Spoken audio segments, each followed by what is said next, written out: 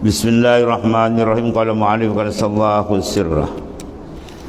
Kalau dikata kelihatan menonjol pada murid itu kebersihan pada badan dan pakaian, kelihatan hatinya cenderung kepada yang demikian, kerana apa? Gembira dan menaruh perhatian kepadanya. Nasaya murid tersebut dipergunakan untuk mengurus bilik mandi dan membersihkannya, menyapu tempat-tempat kotor, dibiasakan di dapur dan tempat-tempat yang berasap. Kalau kelihatan dan menonjol pada murid itu kebersihan pada badannya, maka orang akan cari digunakan untuk dia melakukan benda-benda bentuk penyucian. Kerana orang yang membersihkan kebersihan itu, kerana orang yang membersihkan pakaian, menghiasinya dan mencari potong-potongan kain yang bersih dan kain-kain sejadah, ya, dan warna itu, tiada beza antara mereka dengan pengantin wanita yang menghiasi dirinya sepanjang hari. Tiada bezanya di antara manusia yang menyembah dirinya atau menyembah patung, ya, maka manakala ia menyembah selain Allah Ta'ala, nasaya ia terhijab. Itulah maksudnya, ya, jangan berikan tumpuan pada yang lain daripada Allah. Terhijab dia daripada Allah Ta'ala. Dan orang yang memelihara, membiarkan pada kainnya tadi sesuatu selain daripada kainnya yang halal dan suci, di mana hatinya menoleh kepadanya, maka orang tersebut sibuk dengan dirinya. Mana nak berjalan dia kena buang pandangan di Allah. Di antara latihan yang halus, ya, pada murid itu tidak begitu mudah dengan semata-mata meninggalkan sifat keras, mana suka melawan, dan sifat yang lain. Tidak mudah dengan sekaligus, mana kena tarbiyah, didik, nak ubah perangai.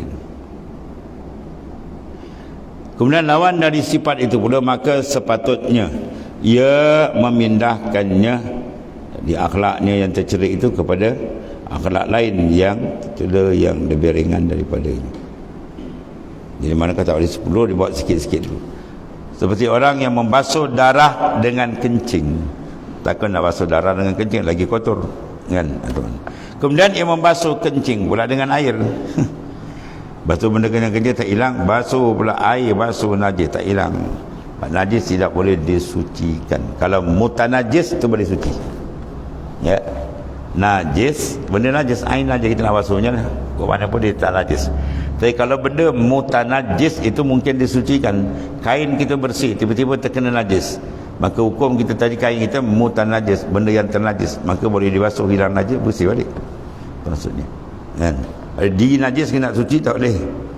Tuan tanya kita, apa hukum air kumbahan? Air kumbahan, air kita mandi, kemudian dia proses balik bersih, apa hukum dia? Boleh, tak ada masalah, tapi tak kata gamak. Tapi kalau air kencing ni dia kumpul banyak-banyak dari 2 kolak tu tak bersih, kan? Sebab dia adalah asal najis. Tu kena faham itu, kan? Dan antara latihan yang halus, apabila murid itu tidak begitu mudah serta-merta meninggalkan sifat keras tadi, kan?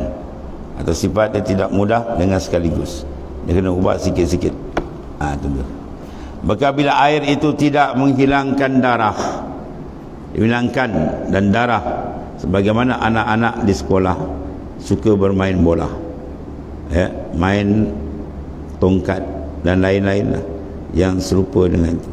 Kemudian dia berpindah daripada permainan kepada perhiasan dan pakaian-pakaian indah. Kemudian ia berpindah dari itu dengan penggemaran menjadi kepala dan menjadi kemegahan. Kemudian dia pindah pada kemegahan, ya, dengan apa? Penggemaran kepada akhirat. Itu berubah sikit-sikit peringkatannya, ya, dia tak berubah sekaligus. Maka begitu pula lah orang yang tidak membolehkan dirinya meninggalkan dengan sekaligus, ya, dia buat satu benda tu, itu ansur sikit-sikit, nak buang riak daripada hati. Bukan senang, kan? Nak bersih betul, nak buang takabur daripada hati, bukan senang.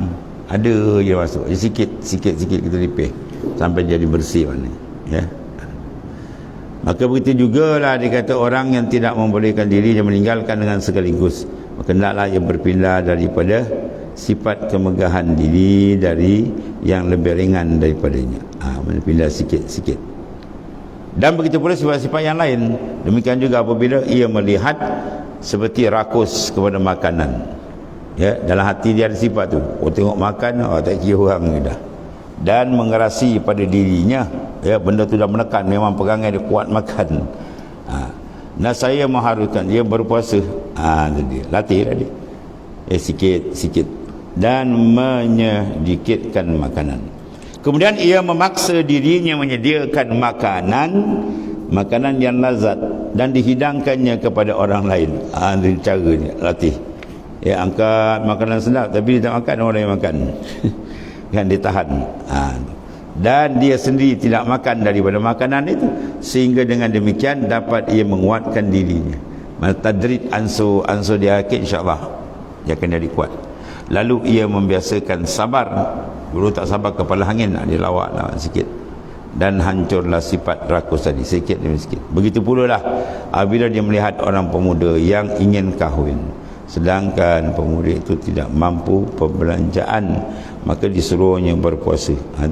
Tu syariat kita itu kan, suruh puasa. Mana kurang kan dia. Kadang-kadang nafsunya tidak tenang, dengan demikian maka tu disuruhnya pula berbuka puasa, ya, semalam dengan air, ya, tanpa roti dan semalam lagi dengan roti tanpa air, sikit-sikit belajar ni. Dan dilarangnya terus makan dingin dan lauk pauk. Berbuka tu dilarang, jangan makan sedap-sedap, sikit-sikit kita kontrol sampai nikmat sedap makhluk hilang, baru dia Tuhan bagikan nikmat dengan dia, sehingga dirinya hina dan nafsunya mana hancur, maka tiada obat pada permulaan keinginan dia. Demikian itu lebih bermanfaat selain daripada lapar, ya. Sebab lapar banyak, manusia dah nipis hati dia. Sebab itu letakkan nur. Iza akal raja tu mamulia nafu jauh nuran. Bila soal sikit makan, maka dia pun batin hati nur. Bila nur terang-terang, lagi kuat iman dan makrifat daripada Allah Ta'ala. Habis. Kemudian dilihat disebut marah pula. Wallah. Bismillahirrahmanirrahim. Alhamdulillahirrahmanirrahim. Wassalamu ala asyrafil anbiya sayyidina Allahumma wafirna. Alhamdulillah. Subhanakallahumma wa innaka la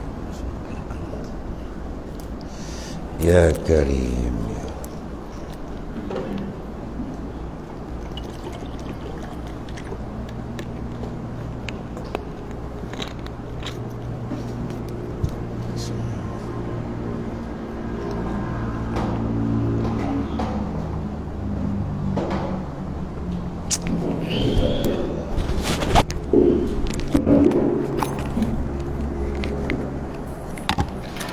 ya.